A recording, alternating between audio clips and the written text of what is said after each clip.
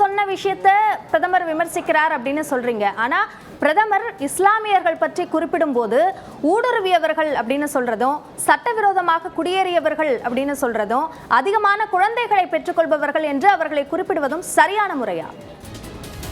இல்ல, சரியான ஊடுருவியவர்கள் என்று சொல்வதில் எப்படி சரியாக இல்லை என்று சொல்ல முடியும்?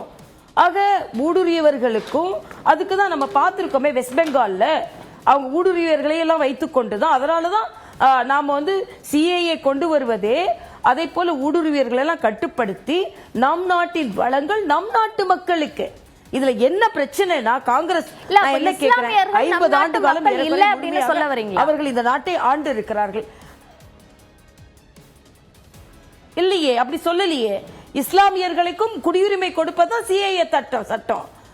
வரம்பு மீறி சட்ட விரோதமாக குடியேறியவர்களை பாதுகாத்து கொண்டிருப்பது தவறு. ஏனென்றால் அவர்களால் நம் நாட்டு உரிமை பறிக்கப்படுகிறது என்பதை வெளியாக, அதாவது எல்லாவற்றையுமே மேலோட்டமாக பார்த்து ஒரு 10 ஆண்டுகள் ஆட்சி செய்து கொண்டிருந்த மரியாதைக்குரிய பாரத பிரதமர் அவர்களின் ஆட்சியில் சிறுபான்மையினருக்கு எதிராக ஏதாவது சம்பவம் நடந்திருக்கிறதா? சிறுபான்மையினருக்கு எதிராக இதைத்தான் செய்தோம் என்று ஏதாவது அரசாங்க ரீதியாக செய்திருக்கிறார்களா? இல்லை. அப்படி பார்த்தால் காங்கிரஸ் ஆட்சி காலத்துல எவ்வளவோ குண்டு வெடிப்புகள் நடந்தது, எவ்வளவோ பிரச்சனைகள் நடந்தது. ஆக எல்லாவற்றையும் காஷ்மீரை பாருங்க, காஷ்மீர்ல இந்த எவ்வளவு மக்கள் அமைதியாக வாழ்கிறார்கள். இன்று அதே சிறுபான்மை மக்கள் தான் அங்கே பாதிக்கப்பட்டார்கள். நாம என்ன சொல்றோம்னா, காங்கிரசுக்கும் பாஜகவிற்கும் இல்ல வேறுபாடு என்ன என்றால், காங்கிரஸ் சிறுபான்மை மக்களையும் நம் மக்களாக பாதித்து அவர்கள் செயலாற்றவில்லை.